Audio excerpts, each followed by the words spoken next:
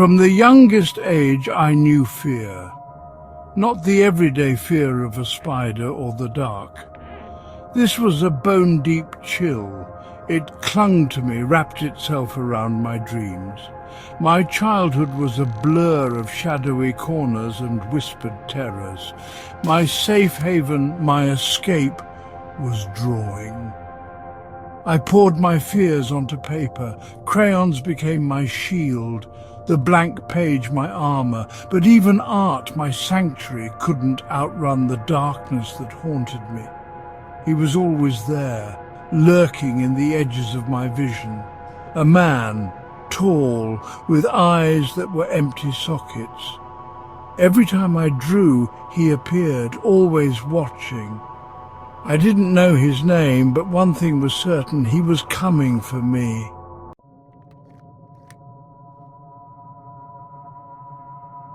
The drawing started innocently enough. Scribbles of a child, my mother had called them, but I knew better.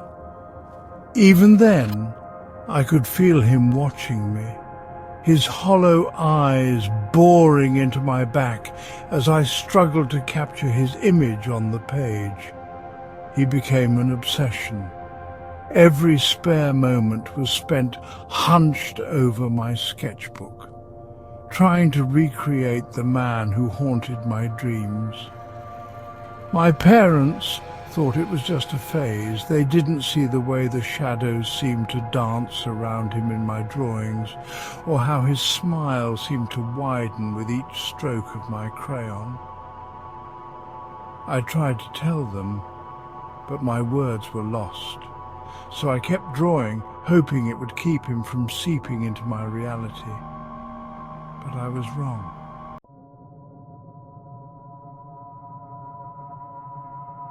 The drawings piled up. Stacks of paper, always the same haunting image. The man, his sharp features, empty eyes, blending into the shadows. My dreams bled into reality, those eyes, watching, waiting. He appeared everywhere. I couldn't escape him.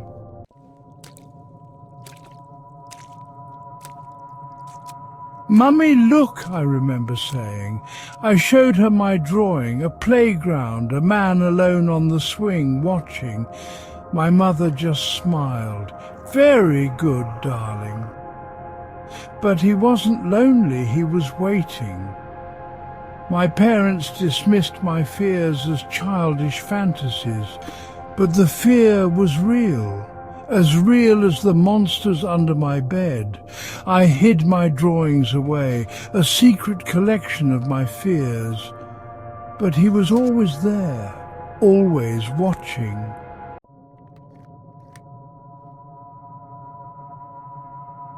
The eyes were the worst part.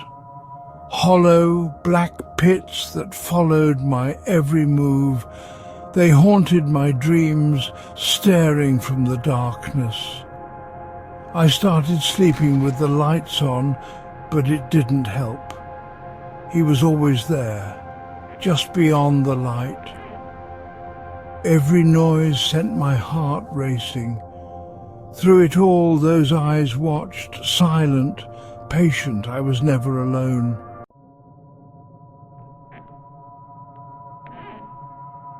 The feeling of being watched intensified. It was a presence, like a cold breath on the back of my neck, a whisper of my name when no one was around, eyes boring into me, even in a crowded room.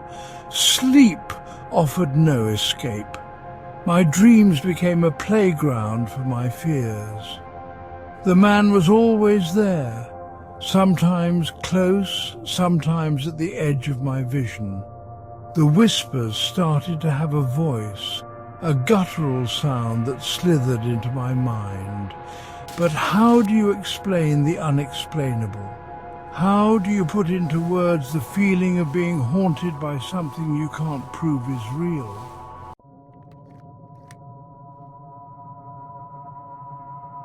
My drawings became darker. The vibrant colours I once loved faded to black and grey.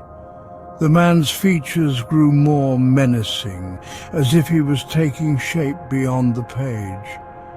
Sometimes I noticed details I hadn't drawn, like a subtle shift in his expression. One day I could swear I saw his hand move. The drawings weren't just drawings anymore.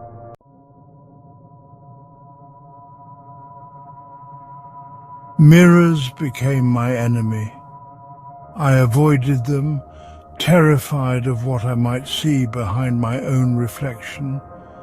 He was there even when I wasn't looking, just a fleeting glimpse in the bathroom mirror, or a shadow passing behind me in a shop window. His presence was a constant pressure, a weight on my chest. The fear consumed me, dictating my every move. I was a prisoner in my own home, too afraid of the shadows.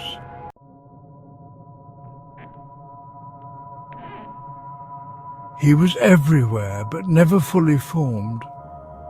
Just a flicker of movement in the corner of my eye. A whisper of his presence, just beyond the reach of the light. He haunted the periphery of my vision, a phantom menace that thrived on my fear. My childhood home became a labyrinth of terror. Every creak, every rustle sent shivers down my spine.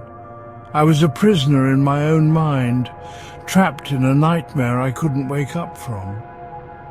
Sleep became an ordeal. He was no longer confined to the drawings. He was in the shadows, in the reflections, in the very air I breathed.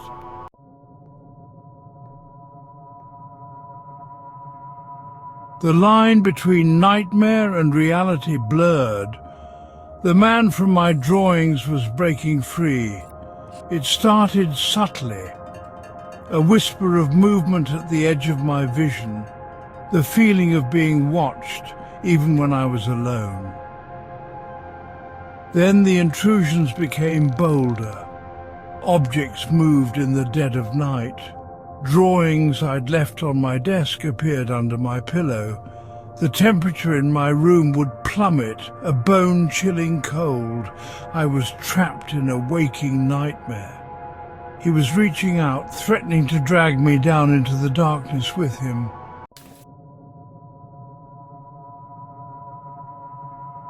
Sleep paralysis became a nightly tormentor. I'd jolt awake, my heart pounding, only to find myself paralyzed, trapped in my own body, while the man from my drawings stood over me. His features, once a jumble of lines and shadows, were terrifyingly clear. The hollow sockets of his eyes burned into me. I wanted to scream, to fight back, but my body refused to obey, and through it all those awful empty eyes never left mine.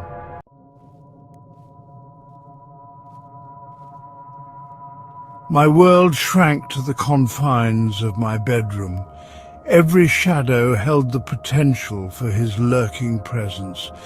Even in daylight, I felt his gaze following my every move. My parents dismissed my increasingly erratic behavior as a phase. The house itself seemed to close in around me. The walls whispered his name. The shadows danced with his form.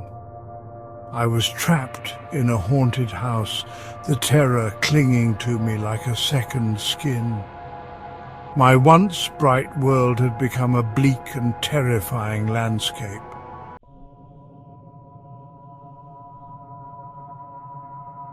It wasn't just me.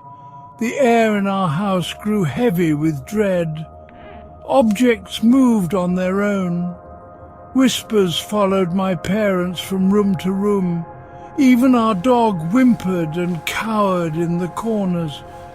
My parents, once dismissive, grew pale and drawn. One night I woke to the sound of my mother screaming. "He was here," she sobbed. "I saw him, just like you described him." The terror that had once been mine alone had spread to my family.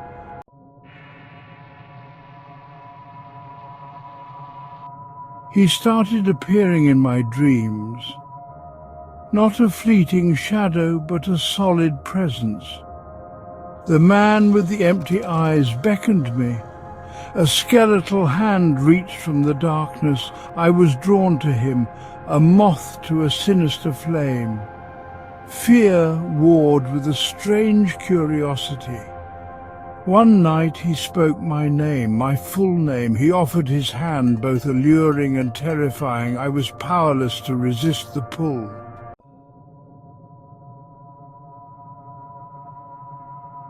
I woke with a gasp. My room, usually filled with morning light, was shrouded in unnatural darkness, as if all the colour had been leached from the world. The drawings that haunted me had vanished. My sketchbook lay open, its pages blank. An unsettling calmness settled over me. My parents' relief was palpable, but their joy felt distant.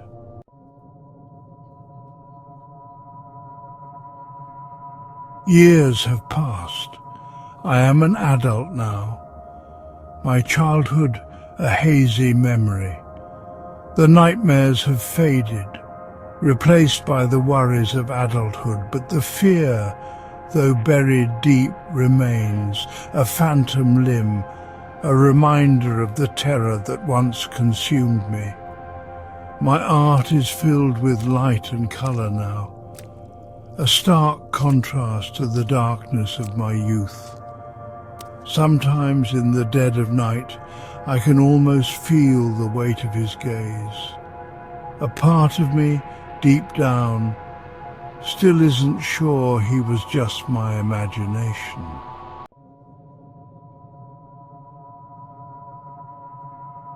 Some nights when the shadows grow long and silence is broken only by my heartbeat, I almost see him. A flicker in the corner of my eye, a fleeting shadow in the window. The fear never fully leaves, it lingers, a low hum of anxiety.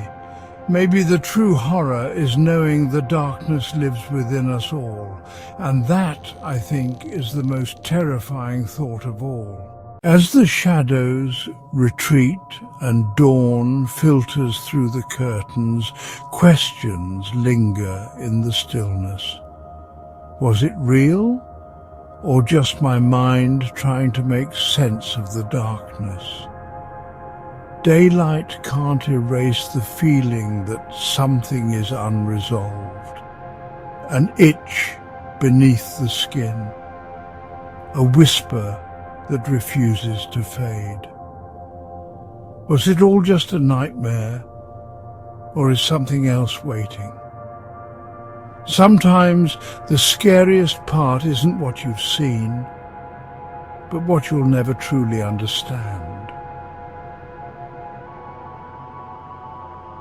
Like, subscribe and share your own chilling encounters in the comments if you dare. Let the darkness grow.